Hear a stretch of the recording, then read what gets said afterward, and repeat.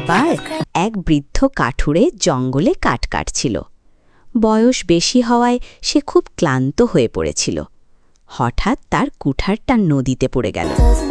বৃদ্ধ বসে কাঁদতে লাগল। তখন নদী থেকে এক পরী বের হয়ে এলো। পরী জিজ্ঞেস করল, তুমি কেন কাঁদছ? বৃদ্ধ বলল, আমার একমাত্র কুঠার নদীতে পড়ে গেছে, এটা ছাড়া আমি কাজ করতে পারবো না। পরী নদীতে ডুব দিয়ে একটি সোনার কুঠার এনে বলল, এটা কি তোমার? বৃদ্ধ বলল, না, এটা আমার না। পরী আবার ডুব দিয়ে রূপার কুঠার আনল।